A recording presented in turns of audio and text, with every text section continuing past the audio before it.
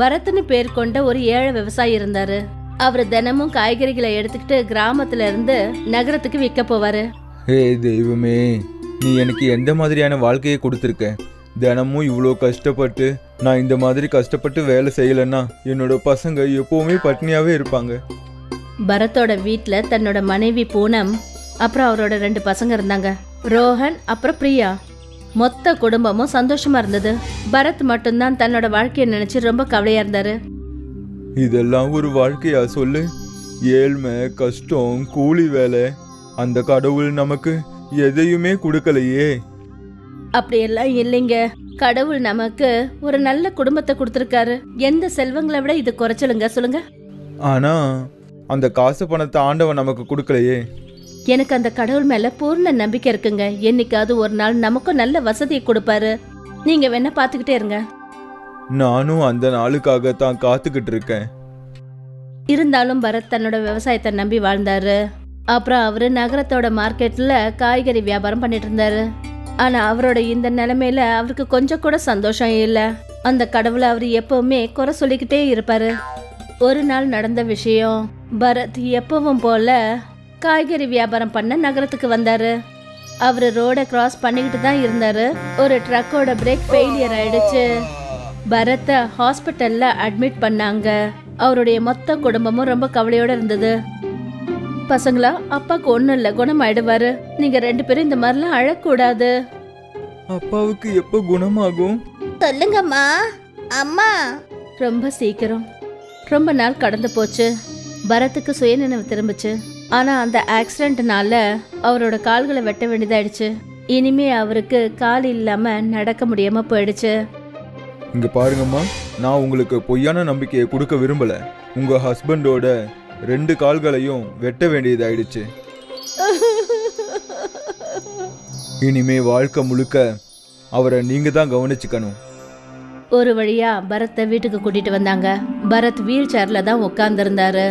இனிமே அவரால் விவசாயம் கூட பண்ண முடியாது.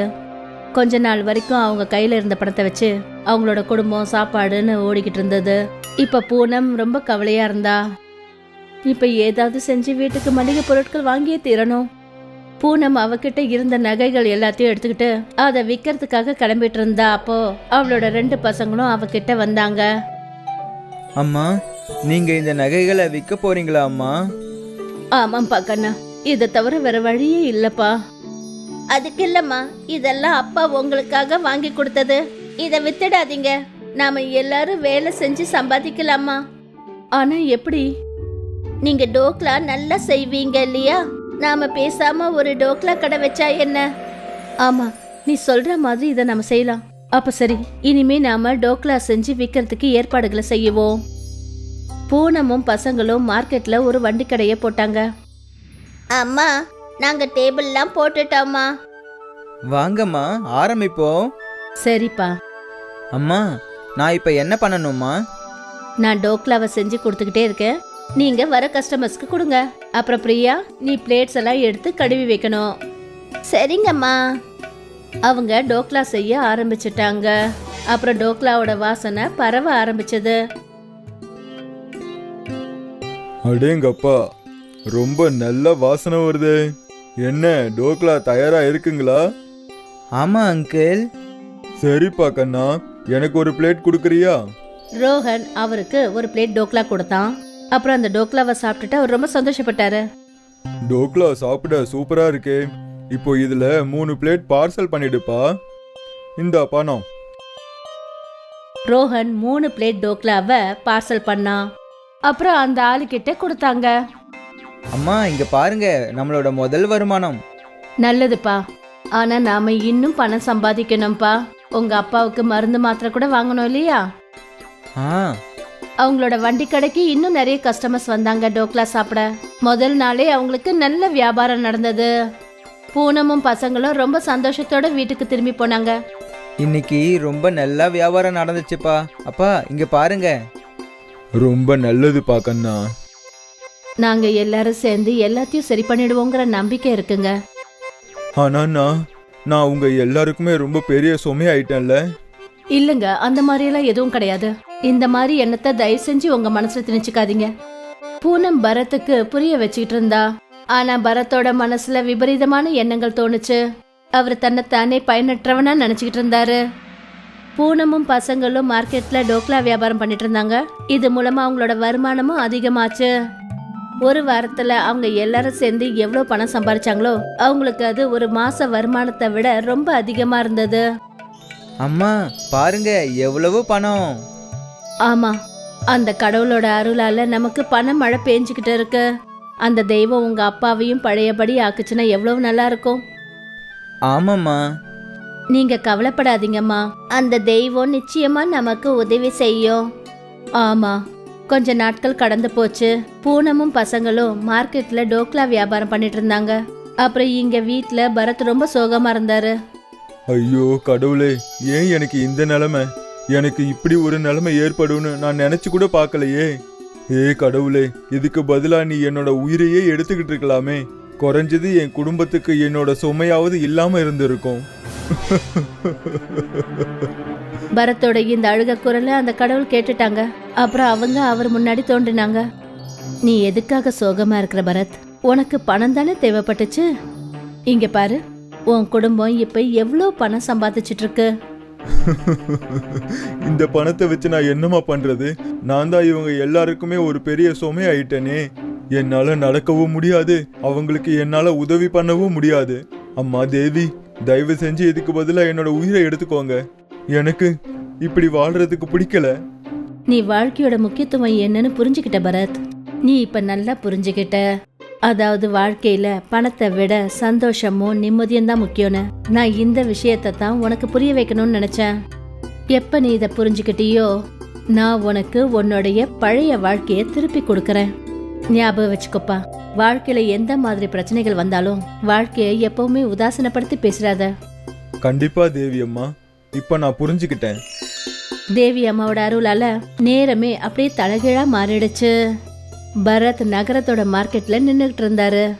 அதே ரோடு கிராசிங்ல அவரு தன்னோட கால்களை பார்த்தாரு. அவரோட கால்கள் நல்லா இருந்தது. ரொம்ப நன்றி தேவி அம்மா, நான் ரொம்ப சந்தோஷமா இருக்கேன். பரத் ரொம்ப சந்தோஷத்தோட வீட்டுக்கு போனாரு. அவரு தன்னோட பசங்களை கட்டி பிடிச்சாரு. நீங்க எல்லாருமே தான் என்னோட வாழ்க்கை. நீங்க எல்லாரும் சேர்ந்து யாரும் செய்ய முடியாத காரியத்தை எனக்கு செஞ்சிருக்கீங்க. நீங்க எதை பத்தி பேசிட்டு இருக்கீங்க? ஒன்றும் இல்லை, உனக்கு நான் சொன்னாலும் புரியாது. இன்னைக்கு என்னோட வாழ்க்கை அப்புறம் குடும்பத்தோட முக்கியத்துவம் என்னன்னு புரிஞ்சிடுச்சு. என்னோட குடும்பமும் என்னோட குடும்பத்தோட சந்தோஷமும் தான் எனக்கு கிடைச்சிருக்கிற மிகப்பெரிய செல்வங்கள். என்னங்க விஷயம்? நீங்க ஏதோ கொஞ்சம் வித்தியாசமா பேசுறீங்க.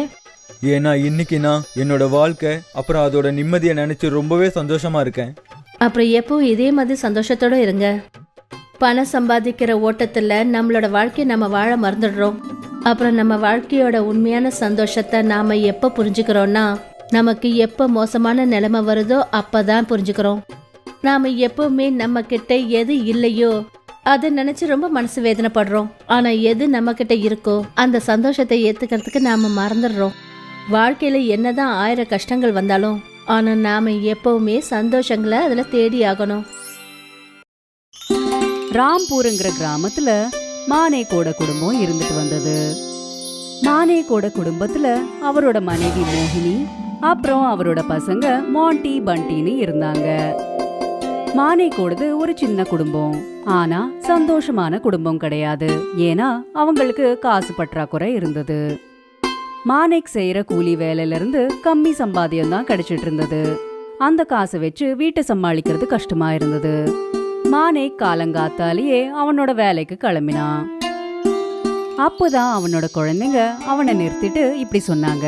அப்பா, இன்னைக்கு நாங்க ஸ்கூலுக்கு போகல. என்னாச்சுப்பா, ஏன் ஸ்கூலுக்கு போக மாட்டீங்க?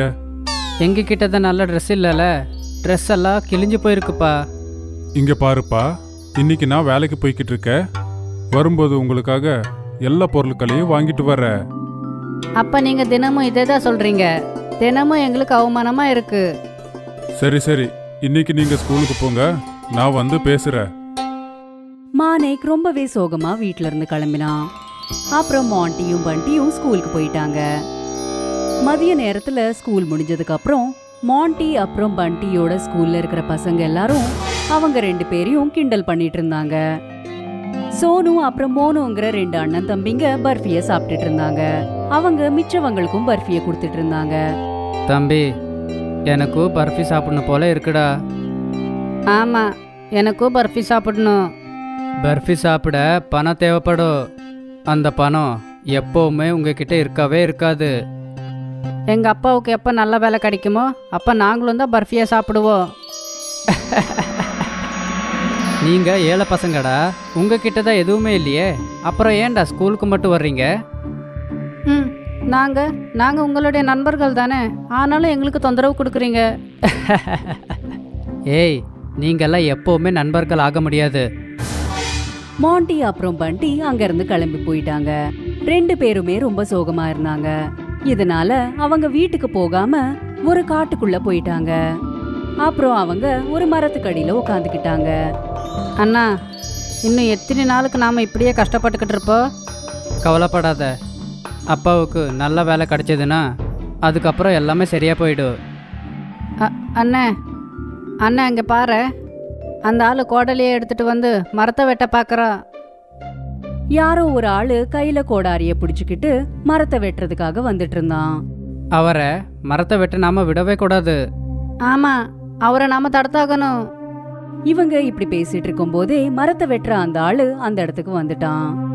ஏய் பசங்களா, இங்கிருந்து நகருங்க. நான் இந்த மரத்தை இப்போ வெட்டணும். நாங்கள் நகர மாட்டோம். நீங்கள் இந்த மரத்தை வெட்ட நாங்கள் விட மாட்டோம். நீங்க யாருடா என்னை மரம் வெட்ட விடாம தடுக்க? நான் இந்த மரத்தை வெட்டுறதுக்கு தாண்டா வந்திருக்கேன். இதை கண்டிப்பா வெட்டிட்டு தான் போவேன். நாங்கள் ஒரு தடவை சொன்னது தான். நீங்கள் மரம் வெட்ட விட மாட்டோம். நீங்க 2 பேரும் நகர்ந்து அந்த பக்கமா போங்க. அப்படி இல்லைன்னா நான் உங்களை... மரத்தை வெட்டுறவன் அடுத்ததா ஏதோ சொல்ல போயிட்டு இருக்கும் போதே மாண்டியும் பண்டியும் அந்த ஆளை தாக்கினாங்க. அந்த மரத்தை வெட்டுறவன் எப்படியோ அவங்க கிட்ட இருந்து தப்பிச்சு ஓடிட்டான். நாம இன்னைக்கு ஒரு மரத்தை காப்பாத்திருக்கோம். அதனால எனக்கு சந்தோஷமா இருக்கு. ஆமா அண்ணே, நான் ஒரு புக்கில் படித்தேன், மரம் செடி எல்லாமே இயற்கைக்கு ரொம்ப நல்லதுன்னு. நீ சரியா தான் சொன்ன தம்பி. சரி வா, நாம வீட்டுக்கு போகலாம். அம்மா நமக்காக காத்துக்கிட்டு இருப்பாங்க. அப்புறம் 2 பேரும் வீட்டுக்கு வந்துட்டாங்க. வந்துட்டீங்களா 2 பேரும்? வாங்க சாப்பிடுங்க. அட அம்மா, இன்னைக்கும் நீங்கள் தண்ணி மாதிரி சாம்பார் பெரிய அரிசியில் சாதம் வடிச்சிருக்கீங்க. எனக்கு அது வேண்டாம். கண்ணா, சாப்பாடை பத்தி அப்படி சொல்லக்கூடாது. அண்ணே, இந்த சாப்பாடை சாப்பிடுங்க. சாப்பாடை அப்படி சொல்லக்கூடாது. சீக்கிரமாகவே அப்பா நமக்கு நல்ல சாப்பாடை கொடுப்பாரு. இதை நான் சாப்பிட மாட்டேன். அவன் அங்க இருந்து கோச்சுக்கிட்டு போயிட்டான். இன்னைக்கு ஏன் இவ்ளோ லேட் ஆயிடுச்சு உங்களுக்கு? இன்னைக்கு நாள் பூரா வேலை தேடினேன். வேலை ஏதாவது கிடைச்சதா? இல்ல, இன்னைக்கும் எனக்கு எந்த வேலையும் கிடைக்கல. கவலைப்படாதீங்க, கிடைச்சிடும். கை கால் கழுவிட்டு வந்துருங்க, நான் சாப்பாடு வைக்கிறேன். பசங்க 2 பேரும் சாப்பிட்டாங்களா? மாண்டி சாப்பாடு சாப்பிட்டுட்டான். அப்போ பண்டி? இல்ல, அவனுக்கு இந்த சாப்பாடே பிடிக்கலையாமா. அவன் கோச்சுக்கிட்டு சாப்பிடவே இல்ல. என்ன பண்றது, பசங்களுக்கு ஒழுங்கான சாப்பாடு கூட என்னால போட முடியல. நான் உங்களுக்கு ஒரு விஷயத்த சொல்லவா? கேளு. ஊர்ல நம்மளுக்குன்னு வயல் இருக்குல்ல, நாம ஏன் அங்க திரும்ப போக கூடாது? அங்க நமக்கு கொஞ்சம் காசும் கிடைக்கும், சாப்பாட்டுக்கும் பிரச்சனை இருக்காது. நீ சொல்றது என்னமோ நல்லா இருக்கு, ஆனா விவசாயம் பண்றதுக்கு என்கிட்ட பணம் இல்லையே. சாவுக்கார ஐயா கிட்ட இருந்து காசு வாங்கலாம் இல்ல? நமக்கு விளைச்சல் நல்லா வந்ததுக்கு அப்புறம் அவங்களுக்கு காசு திரும்ப கொடுத்துடலாம். சரி, அப்படின்னு நாம மறுபடியும் கிராமத்துக்கு போலாம். சில நாளுக்கு அப்புறம் அவங்க கிராமத்துக்கு போயிட்டாங்க. வணக்கம் முதலாளி ஐயா. வா மாணிக் வா. திரும்ப கிராமத்துக்கு ஏன் வந்த? அது வந்துங்க ஐயா, சிட்டியில் இருக்க முடியல, அதனால கிராமத்தில் விவசாயம் பண்ணலான்னு. ஆனால் உன்னுடைய பூமியில் ஏதாவது விளையுமா? இல்லைங்க ஐயா, நான் ஏதாவது செஞ்சே தான் ஆகணும். அதான் எனக்கு கொஞ்சம் பணம் தேவைப்படுது. அட, நான் பணம் எல்லாம் கொடுக்குறேன், ஆனால் ஞாபகம் வச்சுக்கோ, டைமுக்கு சரியாக பணத்தை திருப்பி கொடுக்கணும். அப்படி இல்லைன்னா வட்டி மேலே வட்டி எகிரிக்கிட்டே போகும். அட, நீங்கள் அதை பற்றியெல்லாம் கவலைப்படாதீங்க, நான் கண்டிப்பாக கொடுக்க வேண்டிய பணத்தை கொடுத்துருவேன். மாணிக் நாள் முழுக்க கஷ்டப்பட்டுட்டு இருப்பான். அப்புறம் சில நாட்கள்லயே தன்னோட உழைப்பால அந்த வறண்ட பூமியை பச்சை பசேன்னு ஆக்கிட்டான். அங்க அவன் போட்ட பயிர் நல்ல விளைச்சல் கொடுத்தது. ஆனா கடவுள் வேற ஏதோ யோசிச்சுட்டு இருந்தார் போல. ஒரு ராத்திரி பெரிய புயல் வந்துச்சு. அவன் போட்ட பயிரெல்லாம் கெட்டு போயிடுச்சு. அட கடவுளே, என்ன பண்ணிட்டீங்க நீங்க? இப்ப நாங்க என்ன செய்யறது? நாங்க என்ன சாப்பிடுறது? கவலைப்படாத, அந்த கடவுள் கண்டிப்பா ஏதாவது ஒரு வழியை காட்டுவாரு. மானேக்கு பாவம் இப்போ என்ன செய்யறதுனே எதுவுமே புரியல. அவன் சாவுக்கார்கிட்ட போனான். என்னப்பா மாணிக், என்னாச்சு? உனக்கு கொடுக்க வேண்டிய நேரம் எல்லாம் முடிஞ்சு போச்சு. என் பணம் எங்கப்பா? ஐயா, என் விளைச்சல் எல்லாம் வீணா போச்சு. எனக்கு இன்னும் கொஞ்சம் நேரம் கொடுங்க. அட, கையில பணம் இல்லைனா ஏன்பா நீங்கள விவசாயம் பண்ண வரீங்க? சாவுக்கார் மானேக்கு ரொம்பவே அவமானப்படுத்தினாரு. பாவம் மானேக் எதுவும் பேசாம அவனோட வயலுக்கு போனான். அப்பா கடவுளே, ஏன்பா என்னப்பா என் மேல கோவம்? அப்பதான் அவனோட பார்வை வயல்ல இருக்கிற ஒரு மரத்து மேல பட்டது. அவன் அந்த மரத்துக்கிட்ட போய் பார்த்தப்போ அவன் ரொம்பவே அதிர்ச்சி அடைஞ்சிட்டான். மானேக் வீட்டுக்கு வந்தான். மோகினி, இங்க வா. சொல்லுங்க, என்னாச்சுங்க? நம்ம விளைச்சல் எல்லாம் வீணா போச்சுல, அங்கே ஒரு மரம் இருக்கு. அதுல பர்ஃபி எல்லாம் தொங்குது. அது சாதாரண பர்ஃபி கிடையாது, அது தங்க பர்ஃபி. என்ன என்ன சொல்றீங்க அப்பா? அங்கே ஒரு மரம் இருக்கா? ஆமா, ஆனா இது உனக்கு எப்படி தெரியும்? அப்பா, ஒரு நாள் நானும் பண்டியும் வயல்ல விளையாடிக்கிட்டு இருந்தோம். அங்க பலன்னு இருக்கிற ஒரு கல் இருந்துச்சு. நாங்க விளையாடிக்கிட்டு அதை அங்கதான் புதைச்சி வச்சோம். அவங்க எல்லாரும் ஆச்சரியப்பட்டாங்க. அப்புறம் அவங்க தூங்கிட்டாங்க. அதே ராத்திரி மானேக்கு ஒரு கனவு வந்தது. அந்த கனவுல ஒரு கடவுள் வந்தாரு. மாணிக், இன்னைக்கு உனக்கு கிடைச்சிருக்கிற மரம் உன்னுடைய பசங்களோட நல்ல குணத்துக்கு கிடைச்ச பரிசு. அவங்க 2 பேரும் எப்பவுமே மரங்களுக்கு உதவி செஞ்சுக்கிட்டே இருப்பாங்க. அந்த மரத்துல எப்பவுமே பர்ஃபி வந்துகிட்டு இருக்கும். ஏன்னா அது உன்னுடைய சின்ன பிள்ளைக்கு ரொம்ப பிடிக்கும் இல்லையா? மானேக் கண் முழிச்சுக்கிட்டான். அப்புறம் அந்த கனவை பத்தி மோகினி கிட்ட சொன்னான். 2 பேரும் சந்தோஷப்பட்டாங்க. கேளுங்க, நீங்க ஒரு தங்கம் விக்கிற கடையை ஆரம்பிச்சிடுங்க. நீ சரியாதான் சொல்ற. நான் இப்போவே சிட்டிக்கு போய் ஒரு நகை கடையை திறந்து வைக்கிறேன். அதுல கிடைக்கிற வருமானத்துல சவுக்கர் கிட்ட வாங்கின பணத்தையும் தீர்க்க முடியும். இப்போ அவங்களோட எல்லா கஷ்டங்களும் தீர்ந்துடுச்சு. அவங்க இப்போ சந்தோஷமா இருந்துட்டு இருந்தாங்க. பண்டியும் இப்போ ரொம்ப சந்தோஷமா இருக்கான். ஏன்னா அவனுக்கு பிடிச்ச சாப்பாடு கிடைச்சிட்டு இருக்கு. அவன் தினமும் அவனுக்கு பிடிச்ச பர்ஃபிய சாப்பிட்டுட்டு இருப்பான். சோம்நாத் மாவட்டத்துல நிறைய கிராமங்கள் இருந்தது. அந்த கிராமங்கள்ல நிறைய மிட்டாய் விக்கிறவங்க இருந்தாங்க. அவங்களுக்கெல்லாம் பிராஞ்சல் அப்புறம் முரளி தான் மோத்திச்சூர் லட்டுவை கொடுத்துட்டு இருந்தாங்க. பிராஞ்சல் ஒரு விதவை. அவங்க தன்னோட கணவர் இறந்து போனதுக்கு அப்புறம் மோத்திச்சூர் லட்டுவை தயார் செஞ்சு அதை வித்துட்டு இருந்தாங்க. முரளி எல்லா மிட்டாய் கடைகள்ல இருந்து ஆர்டரை வாங்கிட்டு இருப்பான். இங்க பார்ப்பா முரளி, நாளைக்கு எனக்கு 5 கிலோ லட்டு வேணும், சரியா? சரி, நாளைக்கு காலையில எடுத்துட்டு வர. அப்புறம் அடுத்த நாள் காலையில லட்டுவை டெலிவரி செஞ்சுட்டு இருப்பான். ஐயா, எடுத்துக்கோங்க, நீங்க கேட்ட 5 கிலோ லட்டு. இந்தாப்பா உன்னுடைய பணம். அப்புறம் உங்க அம்மா கிட்ட சொல்லு, அவங்க எப்பவுமே இந்த மாதிரி சுவையான லட்டை செஞ்சுக்கிட்டு இருக்கணும்னு. அப்பதான் அந்த கடைக்கு ஒரு கஸ்டமர் வந்தா. இந்த மோத்திச்சூர் லட்டு எவ்வளவுங்க? இது கிலோக்கு 300 ரூபாய். முரளி அந்த கடைக்காரர் சொன்ன விலைய கேட்டு ரொம்பவே ஷாக் ஆயிட்டான். அவன் மனசுக்குள்ளேயே யோசிக்க ஆரம்பிச்சான். அம்மா இவருக்கு கம்மி விலையில லட்டு செஞ்சு கொடுக்குறாங்க. ஆனா இந்த கடைக்காரர் அதிகமா விலை வச்சு விற்கிறாரே, அப்படின்னா எந்த கஷ்டமும் இல்லாம லாபமா? முரளி அந்த கடையில இருந்து வெளியில வந்துட்டான். அவன் வீட்டுக்கு வந்ததுமே இத பத்தி அவங்க அம்மா கிட்ட சொன்னான். நாம என்ன பண்ண முடியும்பா, அது அவரோட கடை. அதனால அவர் என்ன நினைக்கிறாரோ அந்த விலைக்கு தான் விற்பாரு. அம்மா, நான் ஏன் மார்க்கெட்ல இந்த லட்டுவை விற்க கூடாது? 300 ரூபாய் வேண்டாம், நமக்கு 200 ரூபாய் கிடைச்சாலும் போதும்ல. முயற்சி பண்ணா நடக்கிறதுக்கான வாய்ப்பு இருக்கு. சரிம்மா, நாளைக்கு நீங்க 10 கிலோ லட்டு எனக்கு தனியா செய்யுங்க. சரிப்பா. அடுத்த நாள் காலையில பிராஞ்சல் லட்டு செய்ய ஆரம்பிச்சா. அப்புறம் 10 கிலோ லட்டு தனியா முரளிக்காக செஞ்சா. முரளி எப்பயும் போலவே முதல்ல எல்லாருக்குமே லட்டுவை டெலிவர் பண்ணி அவங்க அம்மா தனியா செஞ்சு வச்ச 10 கிலோ லட்டுவை கூடையில எடுத்துக்கிட்டு போனான். அவன் மார்க்கெட்டுக்கு வந்தான். லட்டு வாங்கிக்கோங்கப்பா, லட்டு வாங்கிக்கோங்க. நல்ல சுவையான இனிப்பான லட்டு. கிலோக்கு வெறும் 200 ரூபாய் மட்டும்தான். இந்த விலையில எங்கேயுமே உங்களுக்கு லட்டு கிடைக்காதுப்பா. முரளி சொன்ன விலை ரொம்ப கம்மியா இருந்தது. இதனால நிறைய கஸ்டமர்ஸ் வந்தாங்க. தம்பி, எனக்கு 1 கிலோ கொடுப்பா. எனக்கும்.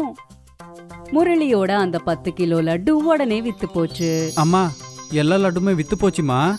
இங்க பாரு, 500 ரூபாய் லாபம் கிடைச்சிருக்கு பாருமா. அட, இது ரொம்பவே நல்ல விஷயம்டா. அட அம்மா, நாளைக்கு நீங்க 20 கிலோ லட்டை தனியா செய்யுங்க, சரியா? ஆ, கண்டிப்பா. முரளி அப்புறம் பிராஞ்சல் ரொம்பவே உற்சாகமா இருந்தாங்க. இப்படியே தினமும் முரளி மோதிச்சூர் லட்டுவை மார்க்கெட்டுக்கு எடுத்துட்டு போனதுமே எல்லா லட்டுவும் வித்து போயிடும். முரளி இப்போ நல்ல லாபத்தை சம்பாதிச்சிட்டு இருந்தான். இந்த லாபத்தை வச்சு கொஞ்ச மாசத்திலேயே முரளி ஒரு பெரிய மார்க்கெட்டோட சென்டர்ல ஒரு கடைய வாடகைக்கு எடுத்தான். அவன் கடை வச்சதுக்கு அப்புறமாவும் முந்தி போலவே கிலோ லட்டு 200 ரூபாய்க்கு தான் வித்துட்டு இருந்தான். அவனுக்கு நல்லாவே லாபம் கிடைச்சிட்டு இருந்தது. ஆனா எப்போதுமே அவன் தன்னோட வியாபாரத்தை பெருசாக்கிக்கணும்னு நினைச்சிட்டு இருப்பான். அம்மா, நாம வெறும் லட்டை மட்டும் தானே பண்றோம். நாம இன்னும் நிறைய ஸ்வீட்டை பண்ணணும். ஆ, பூந்தி லட்டு, கடலை மாவு லட்டு, பர்ஃபி. நாளையில இருந்து இது எல்லாத்தையும் கொஞ்சம் கொஞ்சம் செஞ்சு வச்சிடுறேன். ஆ, சரிம்மா. பிராஞ்சல் தனக்கு அசிஸ்டன்ஸ் ஆட்டும் 2 பொம்பளைங்களை வேலைக்கு வச்சுக்கிட்டாங்க. அவங்க இப்போ வேற கடைக்காரங்களுக்கு மோதிச்சூர் லட்டுவையும் செஞ்சுட்டு இருந்தாங்க. அப்புறம் அவங்களோட பையனோட கடைக்கு மோதிச்சூர் லட்டுவோட சேர்த்து இன்னும் பல விதமான மிட்டாய்களையும் செஞ்சாங்க. காலையிலேயே எல்லா மிட்டாயும் ரெடியா இருந்தது. இத பாருடா முரளி, எல்லாம் ரெடியா இருக்கு. அட வாவ்மா, வாவ். முரளி எல்லா மிட்டாய்களையும் எடுத்துக்கிட்டு அங்கிருந்து கிளம்பிட்டான். முரளி அந்த மிட்டாய்களை அழகா அடுக்கி வச்சான். அட அண்ணே, இன்னைக்கு உங்க கடையில நிறைய மிட்டாய் இருக்கே. அந்த பர்ஃபி எவ்வளோ? அக்கா, இது 200 ரூபாய் கிலோ. எனக்கு 1 கிலோ கொடுங்க. உங்க கடையில கிடைக்கிற மிட்டாய் எல்லாம் ஃப்ரெஷ்ஷாவும் விலை கம்மியாவும் இருக்கும். அதனால தூரமா இருந்தாலும் இங்க தான் வந்துட்டு இருப்பேன். அட, இது ரொம்ப நல்ல விஷயம்க்கா. கொஞ்ச நேரத்துக்கு அப்புறம் இன்னொரு கஸ்டமர் மிட்டாய் வாங்கறதுக்கு வந்தாரு. அவர் கூட ஒரு சின்ன பொண்ணும் இருந்தா. அங்கிள், உங்ககிட்ட சாக்லேட் மிட்டாய் ஏதாவது இருக்கா? இல்ல பாப்பா, இதுல இருந்து ஏதாவது எடுத்துக்கோ. இல்ல அங்கிள், எனக்கு சாக்லேட் மிட்டாய் மட்டும்தான் வேணும். வாங்கப்பா, நாம வேற ஒரு கடைக்கு போலாம். அந்த குழந்தை அவங்க அப்பாவை கூட்டிக்கிட்டு போயிட்டா. இங்க முரளி இனிமே அவனோட கடையில சாக்லேட் மிட்டாயும் வைக்கணும்னு முடிவு பண்ணான். சாயந்தரம் வீட்டுக்கு வந்ததுமே தன்னோட அம்மாக்கு எல்லாத்தையும் சொன்னான். அம்மா, நாம புதுசா சாக்லேட் ஸ்வீட்ஸை செஞ்சாகணும். அதென்னடா சாக்லேட் மிட்டாயி? அதாவது சாக்லேட் லட்டு. சாக்லேட்டால மோதிச்சூர் லட்டு? ஐடியா நல்லா இருக்குமா? இந்த மாதிரி சாக்லேட் லட்டு எங்கேயுமே இருக்காதுல்ல. ஒருவேளை செஞ்சு பார்க்கலாம். ஒருவேளை நல்லா வித்துச்சுன்னா. சரி. அடுத்த நாள் பிராஞ்சல் ரொம்ப மெலிசா பூந்திய செஞ்சா. அதுக்கப்புறம் அந்த பூந்திய சாக்லேட் சிரப்ல சமைச்சா. அந்த கலவையோட சூடு கம்மியானதுக்கு அப்புறம் பிராஞ்சல் சின்ன சின்ன லட்டுவை செஞ்சாங்க. ஐயோ அம்மா, என்னம்மா சாக்லேட் லட்டை பார்க்க இவ்வளோ நல்லா இருக்கு. லட்டு என்னவோ செஞ்சு வச்சுட்டேன். ஆனா கருப்பு லட்டு யாரு சாப்பிடுவா? அட, சாப்பிடாவாங்கம்மா, எல்லாரும் சாப்பிடாவாங்க. நீ வேணும்னா பாரு. முரளி எல்லா மிட்டாய்களையும் எடுத்துக்கிட்டு கடைக்கு போனான். அப்புறம் எல்லாத்தையும் விட மேல கருப்பு மோதிச்சூர் லட்டுவை வச்சான். இப்ப பார்க்கலாம். அப்போதான் அவனோட ஒரு ரெகுலர் கஸ்டமர் வந்தா. அண்ணே, இன்னைக்கு என்ன புதுசா இருக்கு? இன்னைக்கு நான் புதுசா கொண்டு வந்திருக்கிறது கருப்பு லட்டு. கருப்பு மோதிச்சூர் லட்டு? சாக்லேட்ல பண்ணது. பசங்களுக்கு ரொம்பவே பிடிக்கும். பாக்கிறதுக்கு பெருசா ஒன்னும் அழகா இல்ல. ஆனா குடு, ருசிச்சு பார்த்து சொல்றேன். அந்த லேடி ஒரு கருப்பு மோதிச்சூர் லட்டுவை சாப்பிட்டா. அவளுக்கு அது ரொம்பவே பிடிச்சு போச்சு. அட, இது ரொம்பவே நல்லா இருக்கு. எனக்கு இதே 1 கிலோவை கொடுத்துருங்க. ஆனா இது எவ்வளோப்பா? கிலோ 250 ரூபா. சரி சரி, குடு. யாரெல்லாம் அந்த கருப்பு மோதிச்சூர் லட்டுவை டேஸ்ட் பண்ணாங்களோ அவங்க எல்லாம் வாங்கிட்டு தான் போனாங்க. முரளியோட கடை கருப்பு மோத்திச்சூர் லட்டுக்காக ஃபேமஸ் ஆயிடுச்சு. ரொம்ப தூரத்துல இருந்து கூட கஸ்டமர்ஸ் வந்து கருப்பு மோத்திச்சூர் லட்டுவை வாங்கிட்டு இருந்தாங்க. ஏன்னா அந்த கருப்பு மோத்திச்சூர் லட்டு முரளியோட கடையில மட்டும்தான் கிடைக்கும். கருப்பு மோத்திச்சூர் லட்டு பிராஞ்சல் அப்புறம் முரளிக்கு நல்ல அதிர்ஷ்டத்தை கொண்டு வந்தது. அப்புறம் பாத்துக்கிட்டு இருக்கும் போதே அவங்க ஒரு பெரிய கடை அப்புறம் ஒரு பெரிய வீடையும் வாங்கிட்டாங்க. இப்போ அம்மாவும் பையனும் ரொம்ப சந்தோஷமா இருக்காங்க. அவங்க இப்போ அவங்களோட கடைக்காக மட்டும் கருப்பு மோத்திச்சூர் லட்டுவை செஞ்சிட்டு இருந்தாங்க. அப்புறம் இந்த கருப்பு மோத்திச்சூர் லட்டு எல்லா பெரிய பார்ட்டிலையும் இம்பார்ட்டன்ட் ஐட்டம் ஆயிடுச்சு.